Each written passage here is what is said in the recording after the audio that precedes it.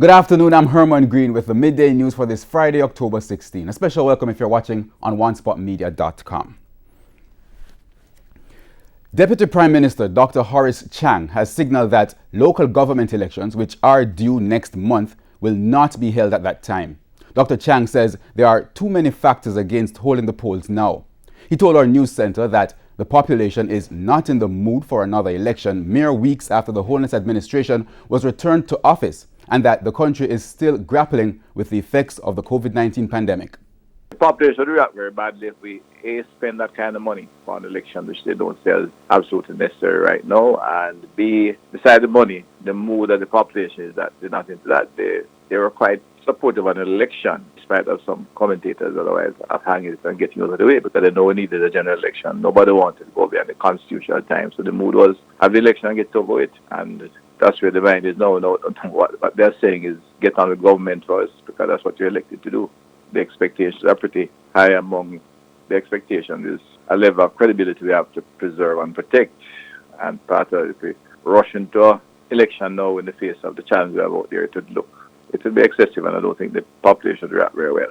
Besides, I don't think you'd get a turnout beyond 20%, if that much. He says a decision will be made on how long to extend the tenure of the local authorities. The Ministry of Health has increased its surveillance in communities as the dengue threat continues to grow. Residents are also being asked to do their part in destroying potential mosquito breeding sites around their homes. More in this report from Dwayne Anderson. Officials say the dengue virus could make a return as more mosquito breeding sites are created by the increased rainfall across the country. It is why Health Minister Dr. Christopher Tufton used his tour of the quarantine zone in Whitfield Town, St. Andrew, to spread the message about the dengue threat. The index in this area, I'm told, is about 15%. We have to get it down. It's not that high, but every time it rains or drought and you truck water in and you store water in containers, you're going to get an increase in the incidence of breeding. Dr. Tufton admits the public health sector could be plunged into turmoil if large numbers of dengue cases start showing up at hospitals and health centers. The last thing we want as public health, or the country frankly speaking, is to have a dengue outbreak with COVID, because that would be a double whammy for all of us. It would mean persons requiring hospital care, greater demand on the system, already burdened and stressed out system, and of course to the individuals who are so impacted. You don't want to have dengue and COVID at the same time, because that is going to really be a disaster. Residents are also storing more water to use for sanitization amidst COVID-19, and those water containers could be the perfect breeding sites for the Aedes aegypti mosquito that carries dengue. Persons are therefore being encouraged to cover all water containers, bore holes in cans before throwing them away, and removing all old tires and other old containers from around the house. Say to citizens again, say to Jamaica, do what you can to destroy breeding sites. Work with the vector control workers. They are all over the place. They are branded. Now in Waterford, where another quarantine measure is in effect, a similar message about dengue was echoed to residents. But for St. Catherine South Eastern Member of Parliament Robert Miller, a major part of the response to dengue prevention must be led by the municipal leadership in Portmore. And to appeal to the mayor especially and the councillor for the Waterford division, to clean the gullies, to bush the place, and to ensure that the water runs freely. We're in our rainy season, hurricane season to be exact, ensure that the water runs freely so persons can have, can eliminate the Aegypti mosquitoes. Dwayne Anderson, TVJ News. Old Harbour and Linsted in St. Catherine have recorded one of the highest community case counts of COVID-19. Both communities have each recorded 119 cases. National epidemiologist Dr. Karen Webster Carr, however, says 4 other communities are of dire concern to the ministry based on the number of active cases.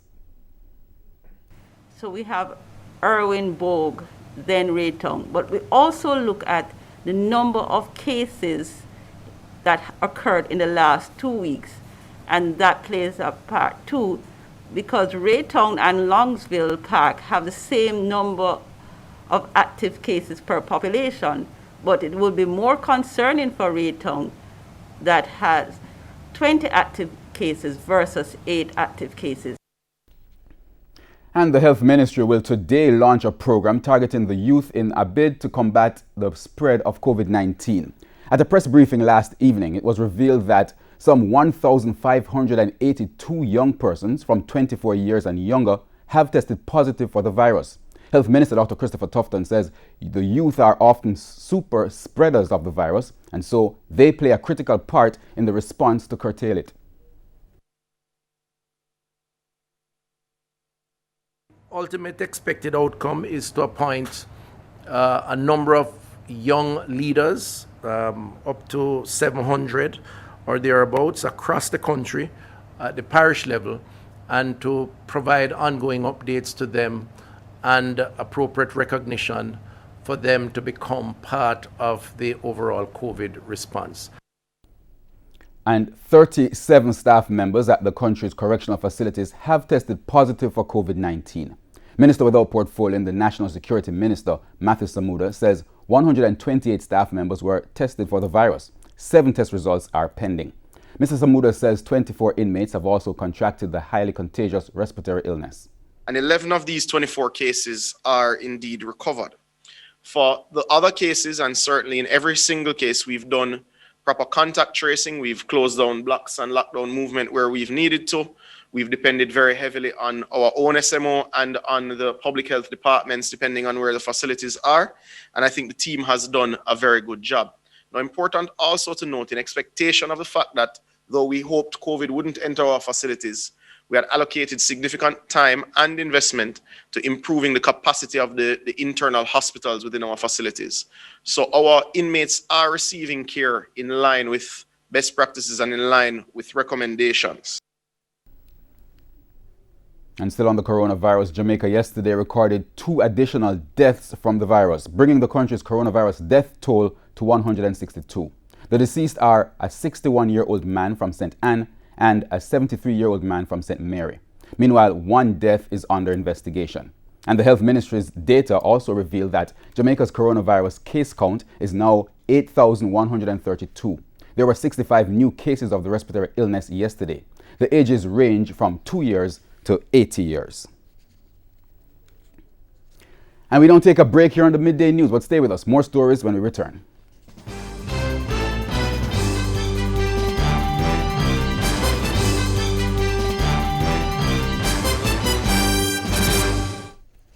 Welcome back, continuing the news. We go down to news in politics. A veteran politician of the People's National Party, PNP, is voicing support for party presidential aspirant Mark Golding.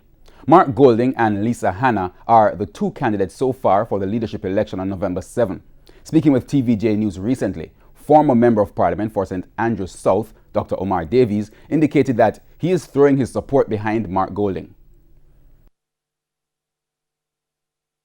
I brought Mark into South St. Andrews, into politics, and I've hopefully has benefited from that experience. And as I supported him when he was challenged to become the MP, I continue to support him. Now, Dr. Davies served as MP for South St. Andrews for over 23 years before retiring in 2017. With his support, Mark Golding was selected to represent the constituency after winning a by-election and winning again in the recent general election. Dr. Davies says while he supports Mr. Golding, he has high regards for both candidates. Mark was first the vice chairman of South St. Andrews and then succeeded me as MP in South St. Andrews. Lisa, apart from being a cabinet colleague, served with me on when I chaired Public Accounts Committee, etc. So 2 persons I know very well. Two good candidates.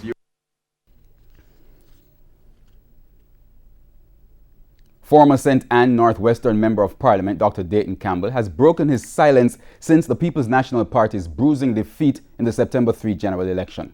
Dr. Campbell, who lost his seat to the Jamaica Labour Party's Crystal Lee, said in a video posted on Twitter that he took some time off to do some introspection.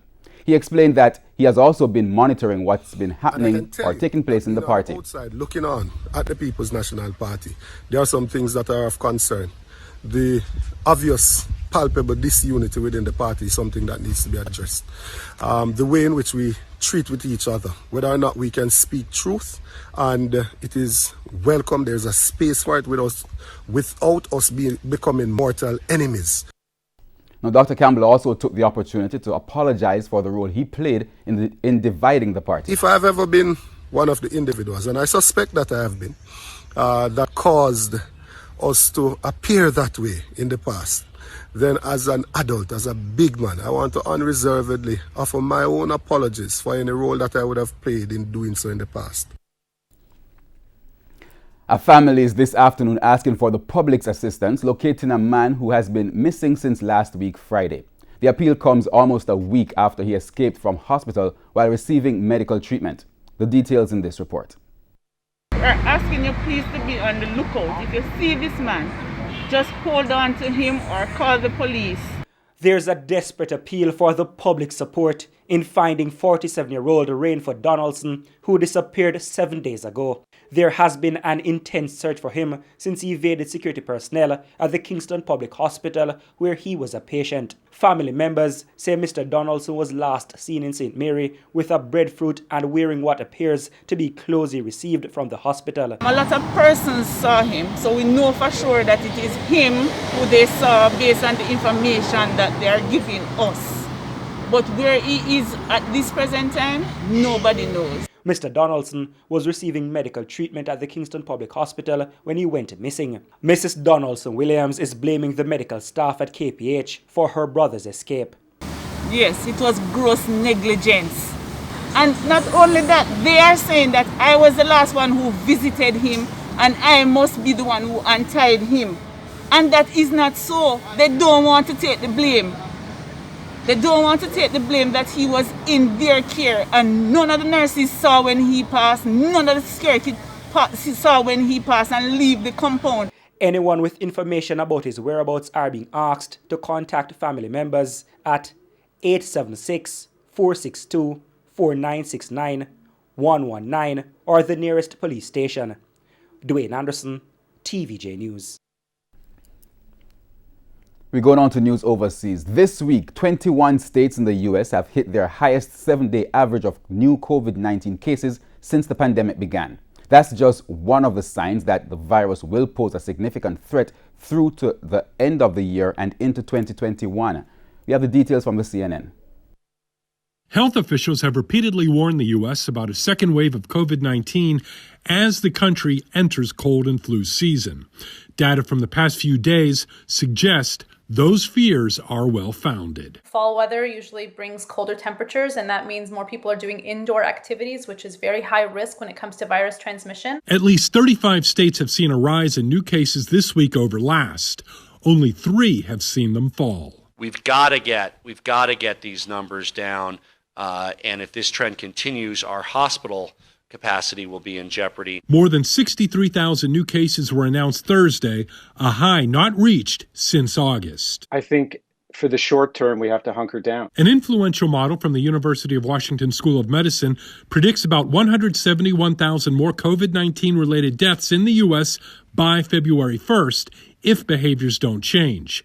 Dr. Anthony Fauci, the director of the National Institute of Allergy and Infectious Diseases, says shutting down the country is off the table, but urges 5 measures to curb infections: wearing masks, physical distancing, avoiding crowds, washing hands, and opting for outdoor settings. We have to get through this season. Next season's going to be much better. Next year is going to be much better. Let's get through this, and let's get through it safely. And COVID-19 cases are surging across Europe, surpassing even the United States as numbers increase dramatically. New rises in COVID-19 cases are being seen across the continent. 5 countries, Spain, France, the United Kingdom, the Netherlands, and Russia together recorded more than 70,000 new cases on October 13. That's more than 40% higher than the 49,000 cases reported in the United States. The combined population of these 5 countries is about 343 million, while the population of the United States is 331 million. According to Johns Hopkins University, in both the United States and the 5 most affected European countries, the number of new cases is rising, and in some cases, it's accelerating sharply. We go on to news in sports. After raising concerns recently over the heavy work rate for track and field athletes in the next few years, chiropractic specialist, Dr. Neil Gardner, has expressed similar worry for the Reggae Boys, who are set for a busy slate of activities in the summer of 2021. As Simon Preston reports, Jamaica could play as many as 10 matches in the space of 40 days. With the European leagues set to finish on May 23, Jamaican footballers plying their trade on that continent will only have an 8-day window for travel, recovery and training ahead of their first game of the 2022 World Cup qualifiers against Mexico at the Azteca Stadium. The month of June 2021 will see the Reggae Boys who ply their trade in Europe clock up over 14,000 miles through flights with away trips to Mexico, Costa Rica and the United States, plus a home trip to Kingston. Chiropractic neurologist Dr. Neil Gardner speaks about what happens to the players when they travel by air. The change in altitude changes the way nutrients diffuse into and out of your bloodstream. 2, cold, dry air or conditioned air. We call it air conditioning. The air conditioning does something to your bodies. It causes you to sweat without feeling the sweat and dehydrates you without you realizing that you're being dehydrated. You dehydrate the athlete, then the nutrients in their muscles and the lactic acid buildup that was there, they don't get a chance to flush out properly. And so when they come off that flight, you have pooling of waste within their muscles, tendons and ligaments. Dr. Gardner fears the recovery between flights and matches is not enough for the boys. Now this is what's going to happen to the poor Reggae Boys, is that they're going to have to now come home and compete, having not recovered from the previous competition and having not recovered from the flight. We do not recommend that athletes compete, jump on a plane, and then compete again. With questions being raised in the past over the quality of travel and accommodation for the Reggae Boys, team manager Roy Simpson is assuring that the players will be treated better going forward. With regards to players' travel and accommodation, I will continue to recommend the best cost-effective options that will facilitate our players' best performances. The final round of the 2022 World Cup qualifiers is set to kick off in June, while the Gold Cup is set to run from July 10 to August 1. Simon Preston reporting for TVJ Sports. And that's the Midday News. I'm Herman Green. Join us at 7 for the primetime package. On behalf of the News, Sports and Production teams, good afternoon.